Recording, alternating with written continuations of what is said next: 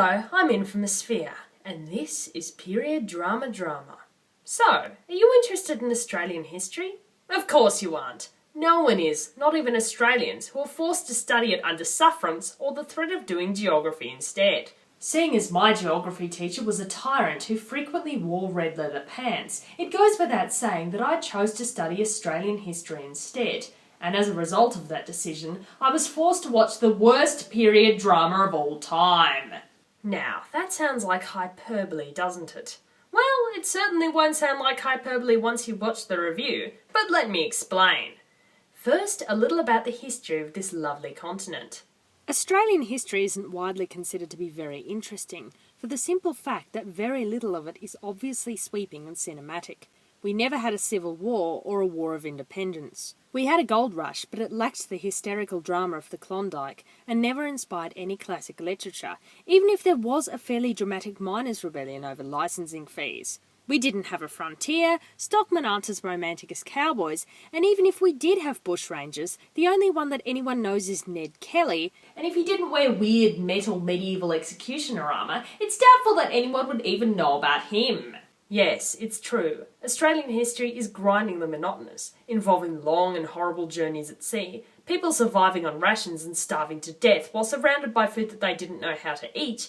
And if it's not crushingly boring, it's the horribly depressing tale of the cultural oppression and literal genocide of our Indigenous population. Australia may be one of the oldest continually inhabited places on the planet, but as a Commonwealth nation, it's a young country. And for a long time, it wasn't understood to have any kind of culture at all. And what better way to represent a cultural backwater with grinding poverty, full of snivelling prisoners and men in unseasonable uniforms, than with the lush grandeur of a period drama? Yeah, no. This is Sara Dane. But they're just melodies in a symphony called Sara. Ah yes, Sara Dane. Originally a 1954 romance novel by the then 25-year-old Catherine Gaskin, this 1982 period drama takes the bold step of depicting a period of history not commonly seen on screens big or small for obvious reasons. There's a very good reason why most Australian period pieces tend to take place after 1900 and focus on city life or our place in the world wars. And that's because this period of history is commonly regarded to suck. No one wants to hear about it, and certainly no one wanted to live it. Anyway, this glorious visual masterpiece explores the life of one Sara Dane, a convict who shags her way to the top of the social ladder using an amazing ability to somehow get every man on the planet to want to sleep with her. I guess it's easy to be a beauty when the ratio of women to men is so low and every other woman in your company is missing half their teeth. Now, the story sounds conventional enough. Irresistible brunette women with multiple clamouring suitors aren't exactly uncommon in period drama. Just look at Mary or Gladys. However, Sara Dane is special in its ineptitude. The acting is horrendous, the pacing is glacial, and the plot is incredibly tedious, revolving around characters who act suddenly and illogically, and a rapidly accelerating passage of time. It's both too slow and too fast, and usually leaves the viewer mired in boredom, while simultaneously wondering what the fuck is going on. But why explain it when I can instead show you? Yes, I'm going to take you through all 435 minutes of the most boring period drama of all time. And don't you dare complain, because you didn't have to watch it. We're first treated to an all-burlap title sequence made in Microsoft PowerPoint, which lets the viewer know that they've fallen right into the lap of luxury, and that our glorious first episode begins. The setting is a convict ship on the high seas, and conditions are harsh. One of the characters has already died of boredom, and the show hasn't even started yet. We're introduced to Andrew McClay, who is currently being hit on.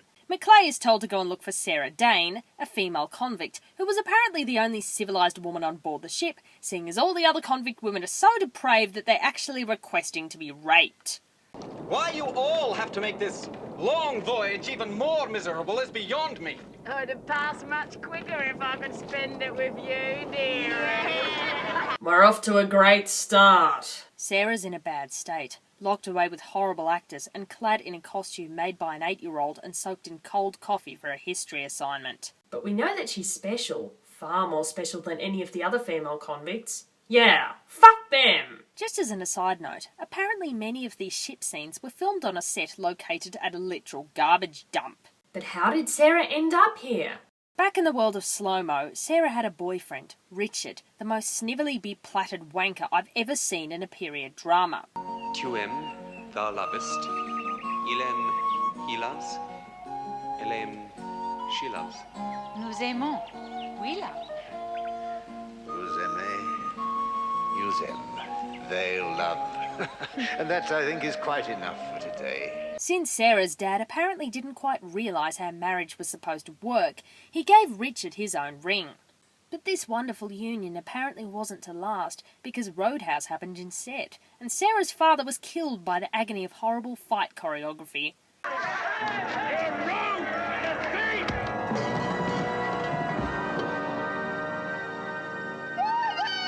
Naturally, the death of her father thrusts Sarah into rack and ruin, meaning that she'll have to become a servant. So says Mr. Brocklehurst here, who clearly wants her as a sex slave instead. This makes Sarah so mad that she stabs some potatoes and runs away, where she gets attacked by highwaymen, framed for their crime, and then transported. As we're told through some sort of weird ghost voiceover. Judgment of this court that the prisoner Sara Dane be transported beyond the seas to the Colonial of New South Wales. Okay, I take back what I said about the highwaymen in Barry Lyndon. What did you think you're doing? Look what we found on her, sir. Out and out thief she be. Clearly these are the most ridiculous highwaymen of all time. Naturally, Andrew thinks this is hilarious. It's no laughing matter. Convicted for the price of a gown. I love it! Convicted for something you didn't do and then punished by being transported to an unestablished country. It's just too funny. And here, straight away, we encounter the Oliver Twist principle. The Oliver Twist principle states that if you are of good breeding and noble birth, you are automatically moral and righteous, and somehow immune from the effects of being impoverished. And therefore, you deserve to be treated better than anyone who was meant to be poor, as those people have no inner morality and cannot be redeemed. It's a common theme in Victorian literature. You're bad because it's in your blood, or you're fantastic and amazing despite your impoverished circumstances because you were never meant to be impoverished in the first place. You may recognise this as a very good justification to be classist, sexist, racist, and all those otherists. These people are in a crap situation and have no education or advantage because they were meant to be there. And if they weren't meant to be there, then we'd be able to recognise their brilliance already, just as we recognise the brilliance of Sara Dane, beauty of the convict ship. Naturally, Sarah is elevated out of the flea pit and swiftly promoted to be a nanny for the one family on the ship. She's a convict because she was convicted of theft, but of course she didn't do it because Oliver Twist principle. It would have been more interesting if she'd been someone who was forced into petty theft or prostitution or some other crime through her impoverished circumstances, but she was still a worthwhile person with a good character. But of course we couldn't have that! No, Sarah must be perfect and never wrong, because how could we possibly identify with and be interested in a character with actual moral complexity? Oliver Twist principle. Oh, but the story isn't over yet. Richard left to join the army and got married to another woman. Meanwhile, back in the present, Sarah is being stalked by Officer Rape in a scene that seems to have come straight out of a bad porn. If you want a whore, Mr. Wilder, there are plenty amongst the female convicts below. Don't you know what you're going to in Sydney? They're starving out there. Sooner or later, you'll be only too eager to trade your little body for bread and salt pork.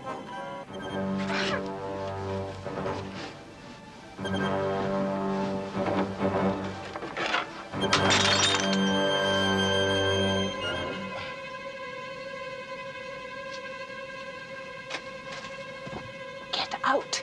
And thus, we've established a certain unfortunate rule in Sara Dane. Every man that ever there was is susceptible to her charms, as evidenced by Andrew suddenly arriving and deciding to marry Sarah. Officer Rape is just the first of many, although, judging by his reaction to Maclay, maybe he just likes rape and doesn't care who the recipient is. That'd be right. Now, episode 1 looks like a real thrill ride, doesn't it? There's terrible storm sequences, offers of rape reaching sexual climax after shooting a bunch of convicts in the face, and some of the worst flashback sequences of all time, leading one to believe that Sara Dane is just as unintentionally funny as Jane Eyre. Not so fast. Every episode is 45 minutes long, and almost nothing happens in each one. Episode 1 is practically an action-packed thrill ride compared to the rest of the series. If I go through this show episode by episode, I'll devolve into a Cro-Magnon by the end of the review, and so will you. Basically, Sarah gets married to Andrew, they set up a farm and a store, and she gets a pardon, for which she thanks the governor with a raging bitch face. Then, the passage of time proceeds to warp, meaning that in one scene Andrew and Sarah have just gotten married, and pretty much in the next one Sarah's giving birth, only to have 3 children 5 minutes later. We've 2 fine boys to think of. And isn't there to be another? That is certain now? Ooh. Here he is. Do you like him?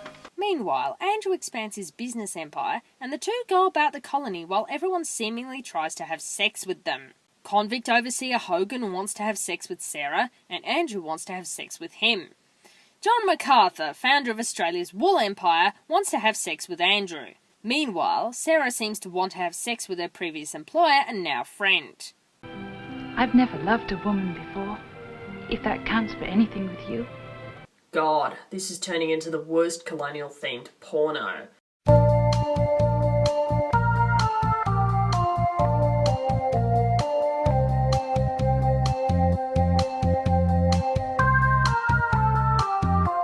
What's next? Animals?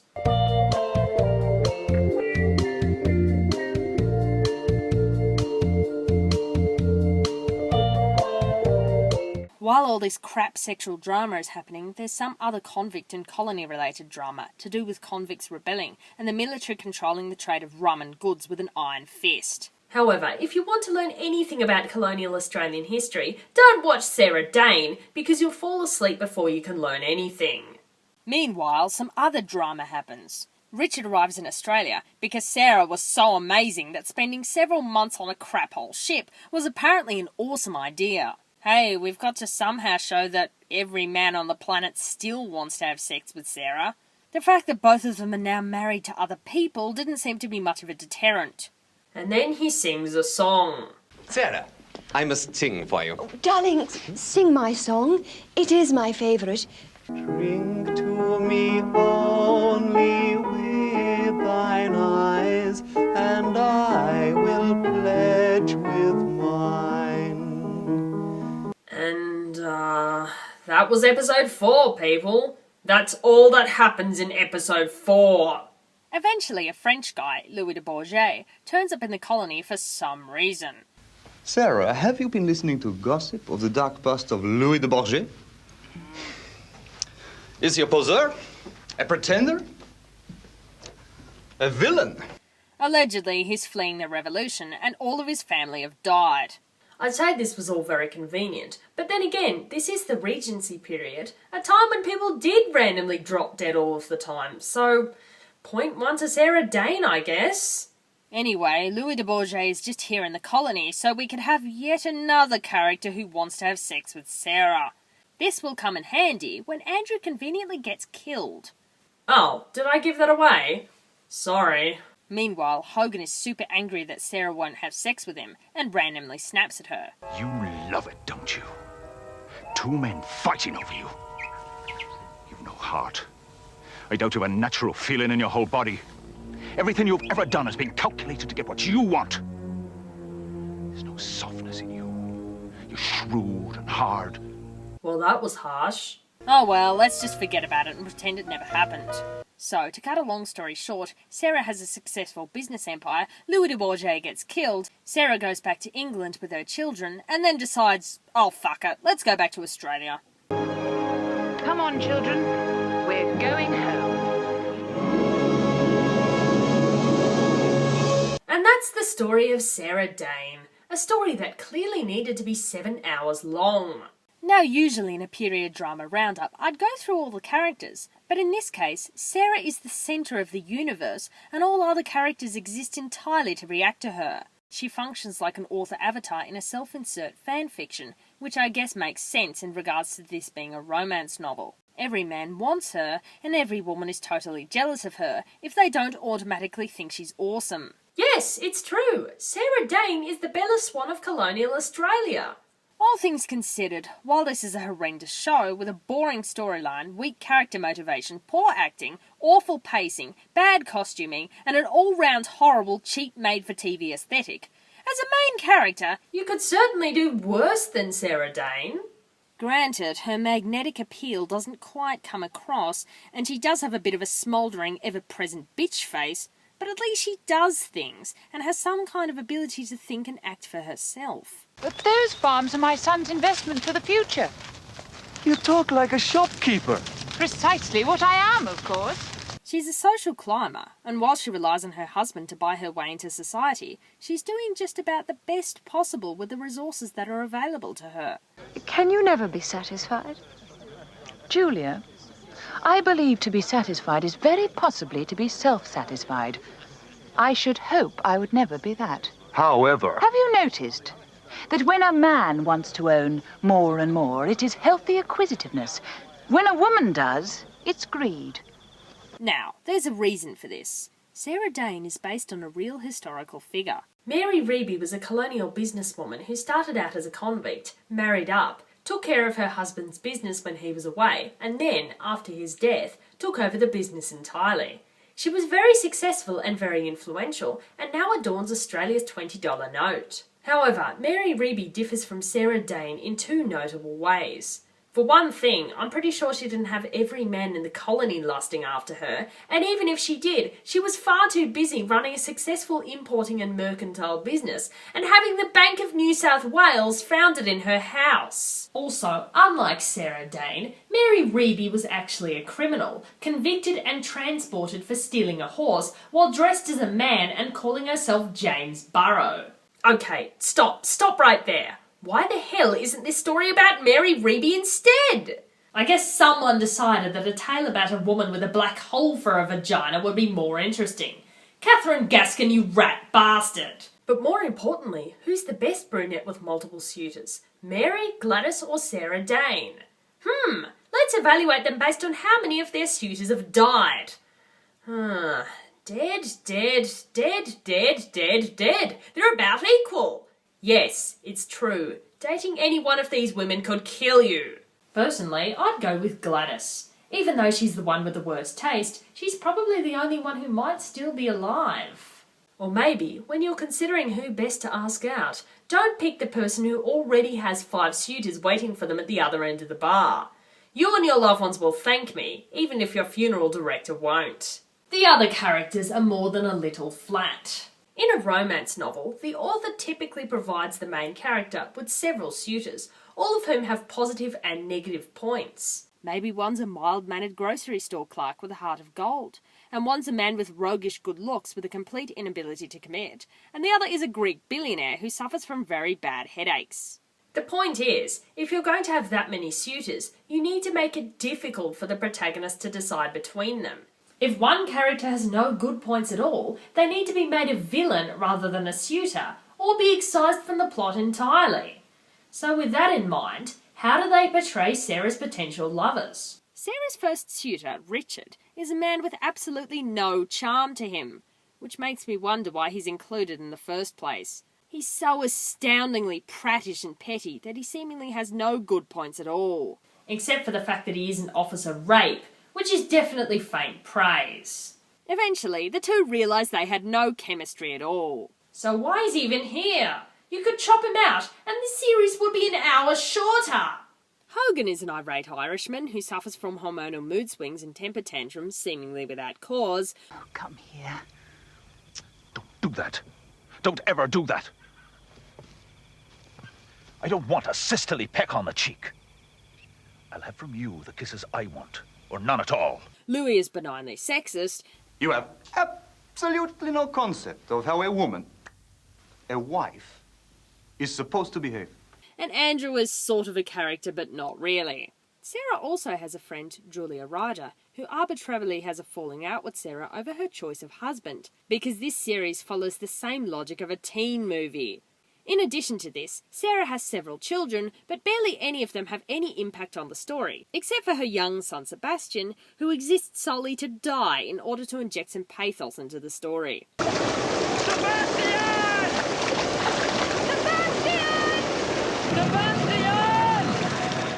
Sebastian? I have news. His body has been found. About 6 miles down the river, caught in a tree. Alas, poor Sebastian. We didn't know him. So now that we know that most of the characters may as well have been made out of paper mache, what about the other aspects of this period drama? Are there any redeeming qualities at all? The series unfortunately suffers very greatly from the lack of resources available for its production. It has the cheap, made-for-television look so typical of the time, with poor lighting, poor set design, and bad, unimaginative cinematography, all problems that plagued the similarly terrible 1983 production of Jane Eyre. However, at least Jane Eyre had a better story, and at least Jane Eyre was only half as long. The costuming wavers. Sometimes it appears accurate, sometimes it seems overly exaggerated and cheap-looking, as if it were made out of the burlap used in the production of the title sequence. Every now and again, the outfits are so gloriously horrible that one needs to take a few moments in order to recover. Oh, did I say every now and again? I actually meant all the fucking time. The sets are rustic, like you'd expect for a colony, but they're filmed in the way that an amateur would photograph the tools in their own shed. All in all, the series is visually putrid and exhausts the soul. Much like everything else in the show, the music is also rather shaky. It's either dull or strangely out of place. The music supervisor apparently really liked dramatic stings, whether appropriate or not. We'll be safe here when the river floods. Look at this soil. It was truly meant for farming. And you really shouldn't let Richard upset you so much.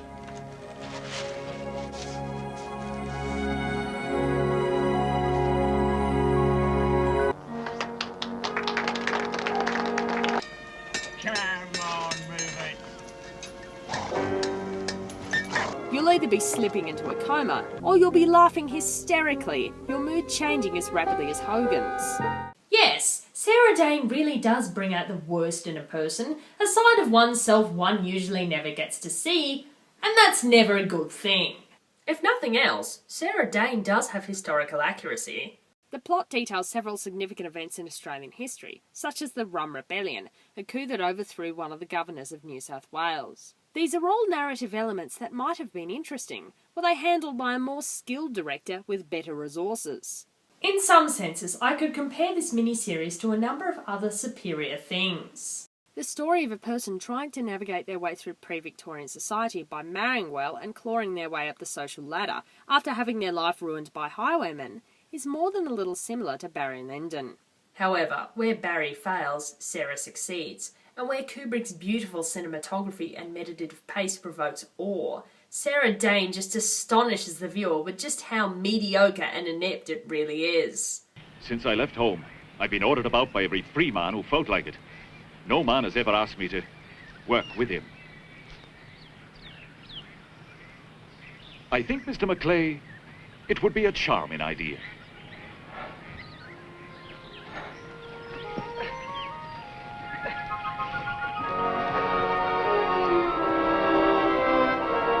We'll be safe here when the river floods.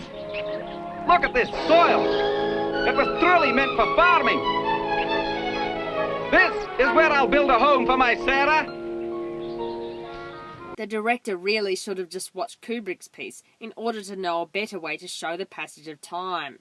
Maybe this production needed a voiceover, or intertitles, or some kind of age makeup for the characters. It certainly needed something in order to make it anywhere near watchable. Sarah's willingness to make her way in a world dominated by men could also draw comparisons to Bramwell, a much more interesting 90s TV show about a Victorian woman practising medicine. And the show's portrayal of the grim realities of 19th century Australia and the brutality of a society that revolves around punishment could be compared to the far superior Australian production, The Proposition.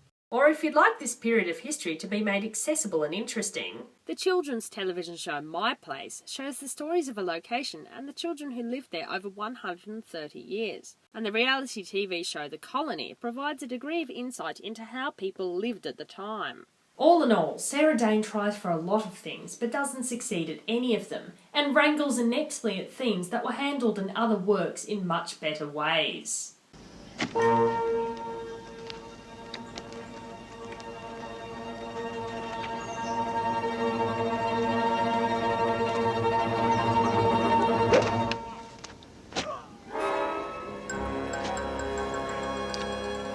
Today he will be flogged. A message to all who would dare transgress the laws of this land. Proceed. 1! 2! 3! 38. 39. Go on.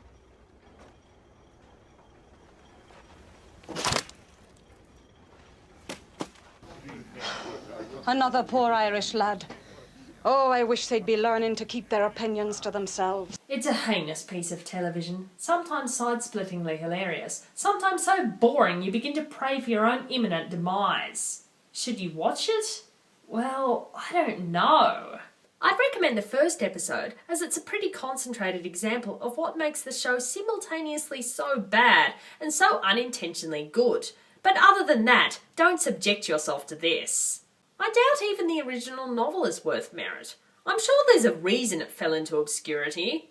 And for the love of God, don't make people watch this show if you expect them to learn, because the only thing they're going to learn is what a terrible person you are. I only wish the director had seen sense and made a Mary Reeby biopic instead, although it still would have been made of burlap.